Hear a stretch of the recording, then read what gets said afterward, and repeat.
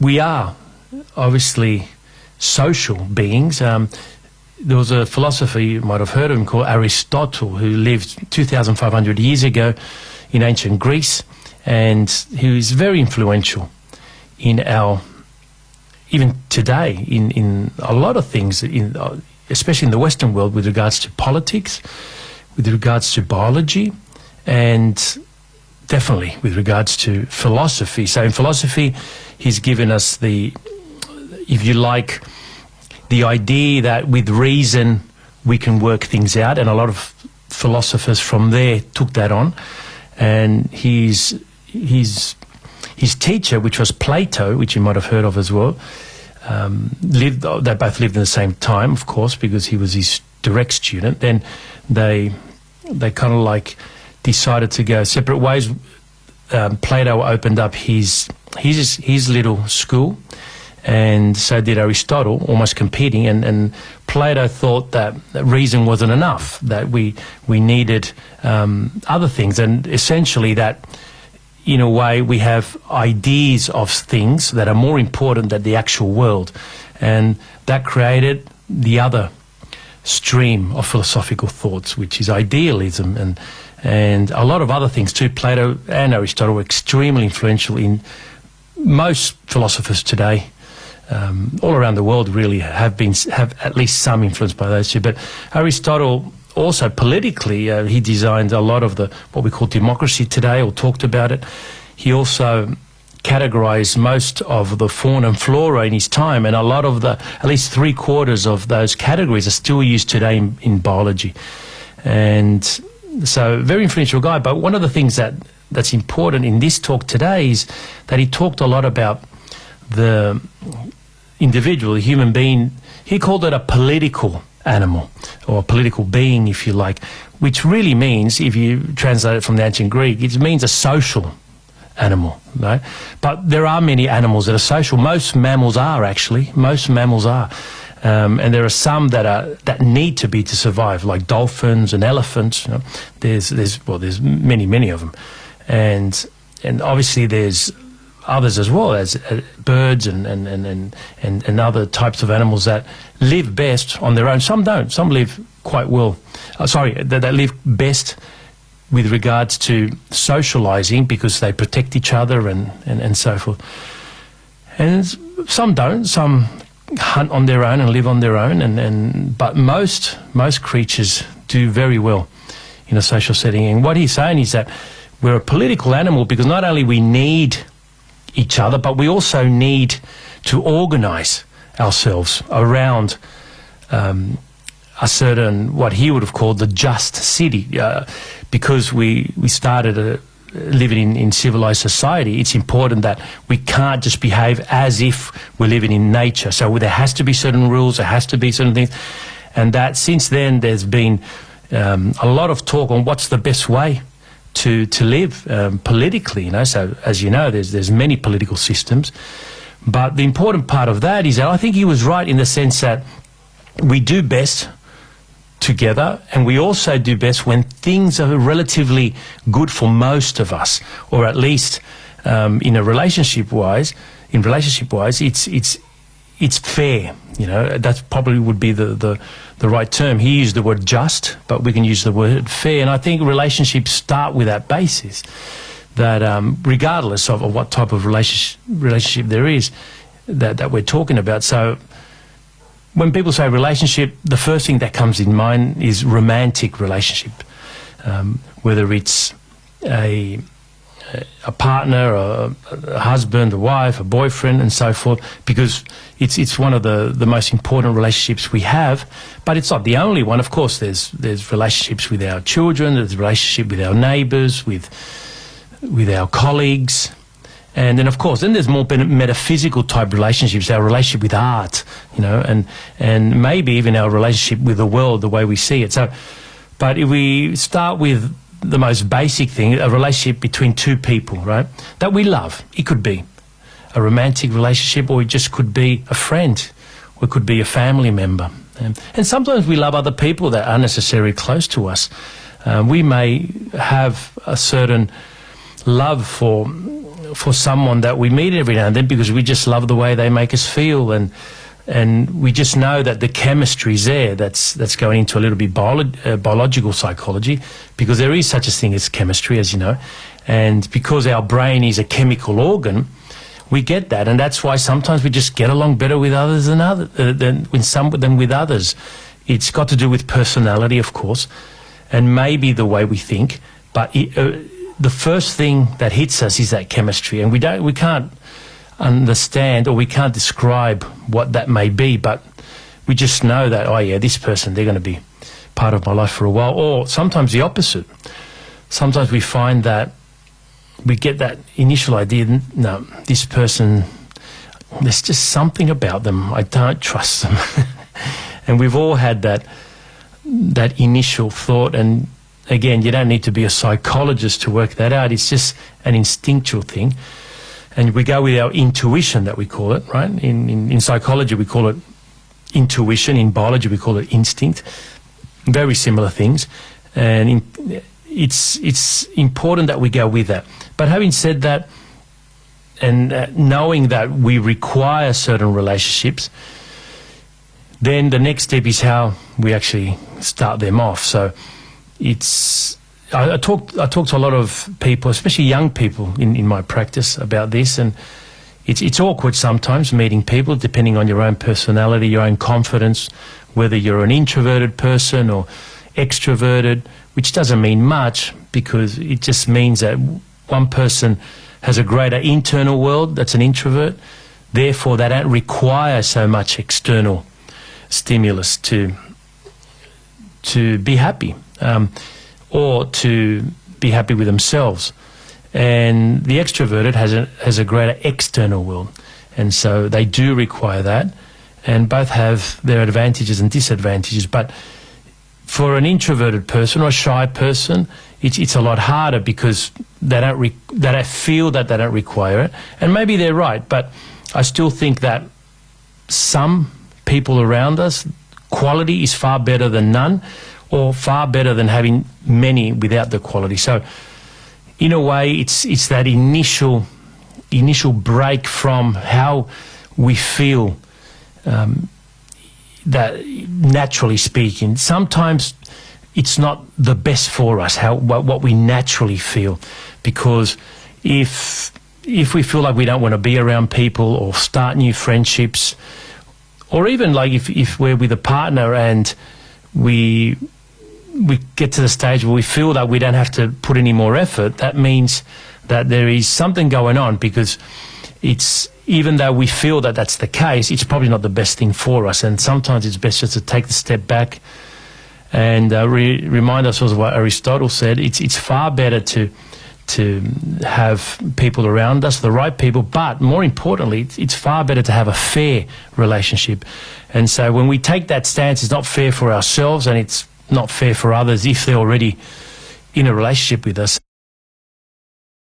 The relationships we have with other people, in a way, make us who we are. You know, our environment is very important. So we have a certain percentage of internal influence, and of course a certain percentage external. The reason why we're talking English is because we were born, or at least raised, in Australia, and we speak English, and you might speak another language if your parents are from another language, like I speak Spanish and Italian, but that's because of my environment, because I was exposed to that, and so were you in certain aspects, including the way we think, where even though you don't realise, we're exposed since very little to think in a certain way, and sometimes it's not the best.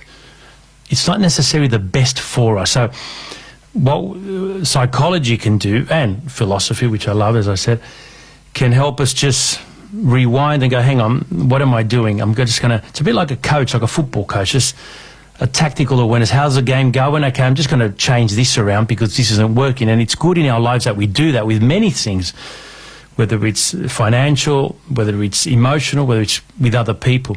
It's always good just to have a bit of a review. Just take a few minutes a week. I usually tell people to just assess the situation, where you're at now, where you're at with regards to your friends, with regards to your work, with regards to your romantic relationship, with regards to your family, and just review that, because in the modern world we rarely have time to do that. And that's why there were such great thinkers in the past. I mean, they didn't have phones, they didn't have TV, some of them didn't even have books, but they had a lot of time to think, to ponder. And you'd be surprised, 5 minutes on your own, nothing else, no music, no phone, nothing, just you in your mind. That's a long time, really. 5 minutes just thinking about your life. A week, you'd be surprised. It doesn't seem like much, but it's a long time if you do it right. You start picking up on things, and your relationships, I guarantee you, will be one of the first things that will stand out. That person, why am I still talking to them? I don't really like them, or they don't really like me, or it could be mutual. My job, but especially your relationships. And so start off with the most obvious ones, of course, and not so much with regards to what the other person is providing or not providing, but what we as individuals are doing. What's a great point to start off with? It's a bit like when Kennedy said in the 60s, ask not what America can do for you, but what you can do for America. I don't know, you guys are very young, I think, so you might not, but he wasn't the first one to invent that. He just used that, changed the words around. But it's true. What can I do for you? You can ask yourself, as with your friend, with your partner, or with your mother, with your father, rather than what you can do for me. Because unfortunately, our brain tends to always go back to victimizing ourselves and saying, well, I'm the one that's doing this, I'm the one that's doing that. And you might hear people, I've heard a lot, of course, because I'm a psychologist, but you yourselves might have heard people when they tell you about somebody, and it always seems to be the other person's issue. And when there is an issue that they have with that person, they just quickly say it, like it's, he's done this, or she's done that, and she did this, and then I've given her all this, and then sure, I've done blah, blah, blah, but, and then they go back to blah, that. I always say, to people, that blah, blah, blah that people just say when they talk, so-and-so, or they et cetera, sometimes people say, that's the part that I'm interested in.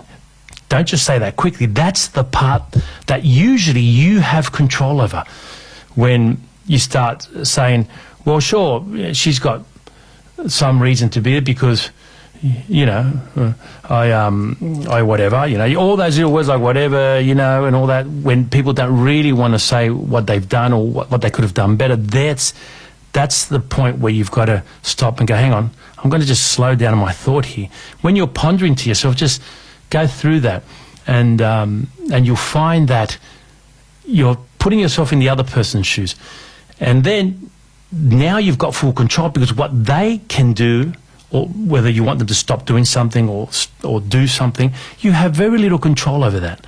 But you have almost full control of what you can do. And so that's far more handy. Then, of course, if it doesn't continue to work out, there's a point where we have to, pull the plug.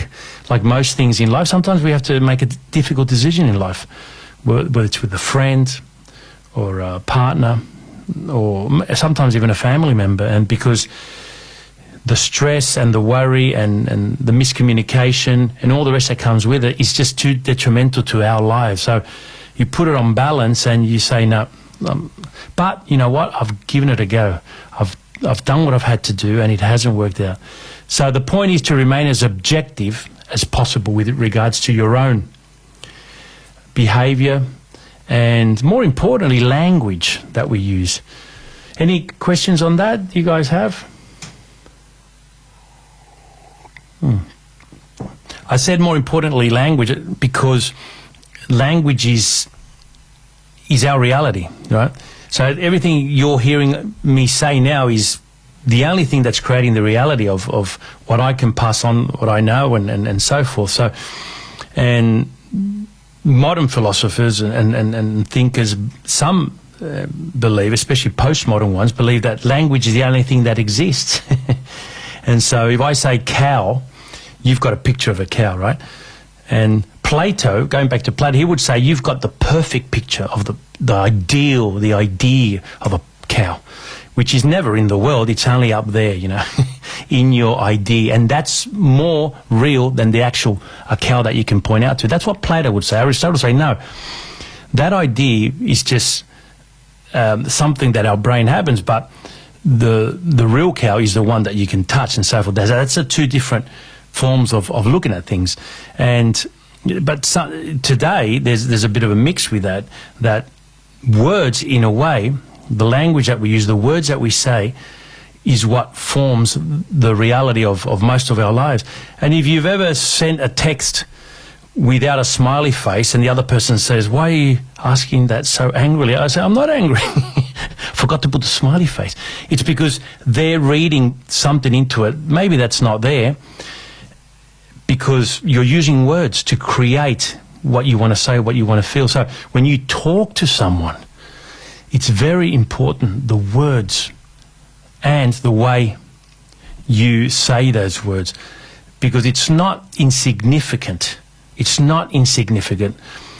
It's very, very important. I mean, I don't know if you guys are following the US election, but the whole news cycle in the last 24 hours was whether the President of the United States said supporters with an apostrophe or not. That changes the whole context of what he said. Some are offended and some say, no, he meant it as in... But that's how significant it is. One apostrophe can bring down a government. There you go. And so a relationship, when you're talking to another individual, you've got to understand that as you're saying words, as you're asking them something, as you're explaining something or sharing something, the words that you're saying are processed in their head in a way very different possibly to the ones the idea of those words that you have in your head. So that's why it's always important to, especially if you have an issue with someone, to, one, of course, pick the right time. Pick the right time is very important. I remember when I was very, very young, someone said to me, never ask for a pay rise at 9 a.m. because the boss is coming in, he probably wants a coffee. Get out of here, Carlos. Yeah. You always ask at a time where they're happy, just about to go home and so forth. That's just a little tactic anyway. It may or may not work, I don't know. But it's just interesting that even logically we would think, oh, yeah, that makes sense. Why not? Why not give yourself a bit more of a chance? The other thing is, obviously, if it's something that you need to talk about privately, it has to be between you two. And better still in a neutral place where neither one of you have home ground advantage, so to speak, like it's their place or your place and so forth. It's a neutral place. I always say to people in relationship, in couples, when they're trying to work things out, get together at a cafe. Get together in a cafe, because there's people around, but they're not there with you. They're not listening to your conversation. They're having their own coffee. But you're in a public place. We behave differently. We have to keep our tone of voice quite controlled, and it's more civil in a way, and no one has the advantage, and that's far better. So that's the other thing. That's the physical side of things, But more importantly is structure the sentences in a way that it's not offensive to the other person. So allow the other person, like if you have an issue with someone, you'd rather than say, well, you did this, this and this, what's your excuse? Well, that's already starting an argument, isn't it? You can just say, look, there is a few things. Firstly, is there anything you need to tell me, and then go from there. And then the next thing would be, well, if they don't talk about it, say, look, there's something that's come to my attention that this and this and this happened. Not like you did this and this and this happened. Now, I just want to give you the benefit to be able to explain that, because there may or may not be an explanation. So give me another reality, the one that I have now, because at the moment, this is what I believe or what I think happened. And so you're already allowing that other person to at least express themselves. And of course, that's called diplomacy, in the political world. But being diplomatic in your own private life is good. And so that's a bit of communication techniques there, but we're not going to go further into that, because it's more about how that relationship affects us. So in a way, we we start off with the premise that most relationships are worthwhile at least giving it a go, whether it's someone that we meet out there or not, because you're open, right?